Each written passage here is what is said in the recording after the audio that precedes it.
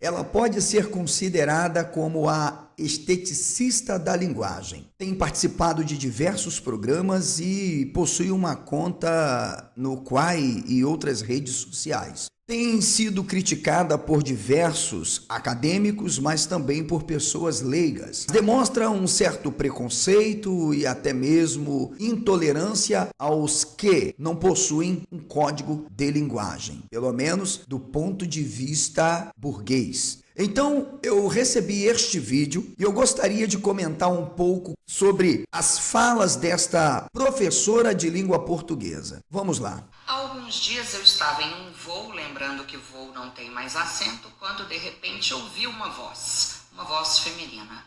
E essa voz dizia o seguinte: meu, que voo cheio, meu, que voo cheio. Imediatamente disse a minha assessora, que ao meu lado estava: olhe para trás e diga para mim se se trata de uma mulher com classe ou não. Tenho certeza de que se trata de uma mulher sem a menor classe. Ela olhou. Este é um dos pontos importantíssimos. Talvez esta professora nunca tenha lido na vida o livro Preconceito Linguístico. Isto é grave, mas é evidente que eu também reconheço que a burguesia possui o seu código de linguagem. Mas muitos burgueses não aprenderam absolutamente com um dos grandes nomes da filosofia da linguagem, o inglês Louis de Wittgenstein, que já trabalhava alguns conceitos que nos fazem compreender realmente o que é a linguagem, significado e significante. Portanto, Wittgenstein ele defendia que as palavras representam coisas, segundo um acordo social. Ele criou o que nós vamos denominar de teoria dos jogos de linguagens. Olha, senhora professora, a aula também será de graça para você, porque evidentemente nós estamos tratando de contextos em que determinadas formas de linguagem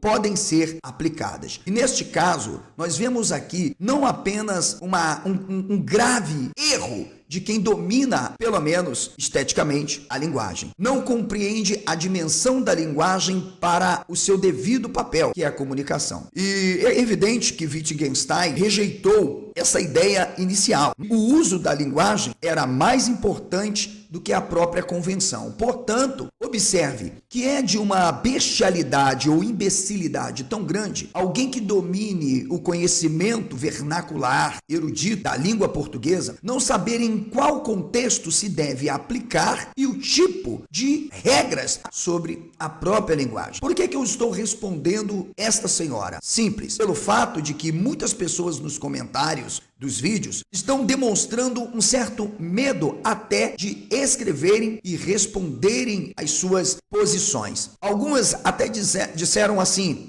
eu já estou com medo de escrever errado, consequentemente com medo de falar errado. Mas o que viria a ser falar errado? Qual é o objetivo da fala? Qual é o objetivo da comunicação? Qual é o objetivo da linguagem? E é isto que nós queremos falar aqui. Eu poderia usar uma forma de linguagem dentro de uma estrutura sintática, por exemplo, ao poder dizer, poder-se-ia dizer, ao invés eu poderia-se dizer. Afinal, qual seria de fato a regra a ser aplicada? Falando dentro de jogos de linguagens, de contextos, de relações ou de acordos. Imagine esta senhora visitando pessoas de zonas rurais, pessoas que não tiveram acesso a um código de linguagem erudito ou domínio do próprio vernáculo. Imagine esta senhora utilizando a linguagem fora de um contexto em que um sujeito não faz parte deste jogo. Ela seria uma extraterrestre dentro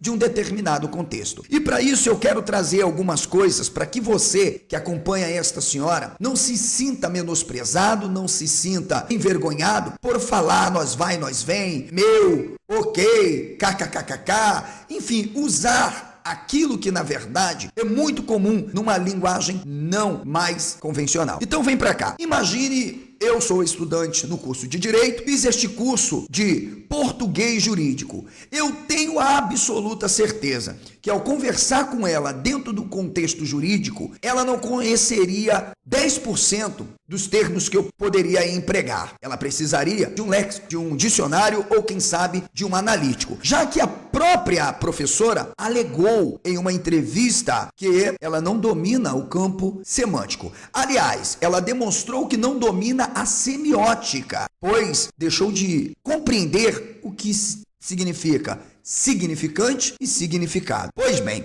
eu também poderia trazer aqui para vocês um dos maiores nomes da filosofia da linguagem e que não deixou de demonstrar todo o seu esteticismo na língua falada, bem como na língua escrita. Estou me referindo a Martin Heidegger. Ele, inclusive, faz parte da minha bibliografia do meu livro Hermenêutica. Leiamos o que ele disse: Huc emu alatut logo acuam santas. Observe, este texto é tirado lá de fragmentos. Olhe a tradução. Se não me haveis escutado a mim, mas o sentido, é sabido dizer no mesmo sentido. Um é tudo. Portanto, observe que os grandes linguistas, seja da filosofia da linguagem, ou mesmo vindo para a questão da neurolinguística ou da língua instrumental, não importa, eu poderia citar vários aqui, o próprio Habermas, o Noam Chomsky, todos os grandes nomes entendem o real sentido de força, significação e mente. Ora, logo é importante se entender que cada forma de linguagem será empregada por diferentes sujeitos em contextos absolutamente distintos. O que esta senhora demonstrou foi um alto grau de preconceito linguístico e, sobretudo, de um sentimento absurdo de intolerância aos diferentes de fala. E eu posso afirmar aqui categoricamente: a fala dessa passageira no avião, na verdade, não demonstra uma falta de classe. Até porque eu vou mostrar para você que eu estou certo sobre o seu preconceito. Primeiro, vamos entender o que é linguagem do ponto de vista da própria linguística. Veja, para a linguística, a linguagem é mais do que um meio sistemático de se comunicar ideias. Para a linguística, a linguagem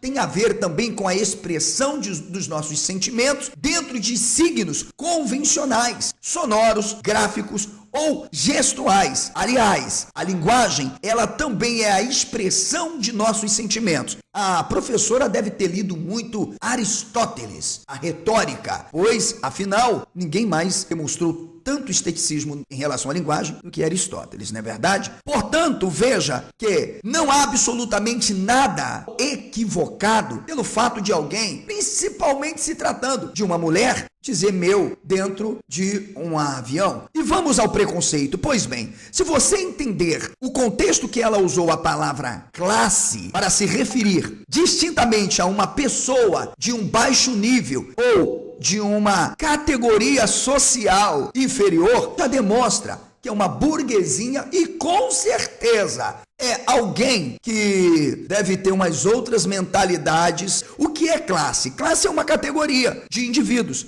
E onde está formulado o conceito de classe? Em mérito. Portanto, quando esta senhora, ela diz: olhe para trás.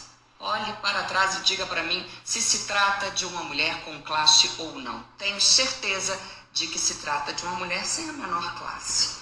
Observe que ela simplesmente está trazendo uma ideia de que, possivelmente por se falar meu, não se refira apenas a uma burguesa, mas a uma pessoa que possivelmente não tenha tido a acessibilidade a um conjunto de símbolos da linguagem e, portanto, com o domínio, claro, da própria linguagem. Quando entendemos classe no contexto em que essa senhora expressou, nós entendemos que classe significa a capacidade ou a importância pessoal. Portanto, observe, esta mulher revela um alto grau de bestialidade e imbecilidade que, na verdade, veja, só serve à burguesia, para aqueles que desejam se tornarem idiotas, para aqueles que desejam se tornar idiotas, acreditando que ao falarem esteticamente corretos, estarão de fato sendo superiores.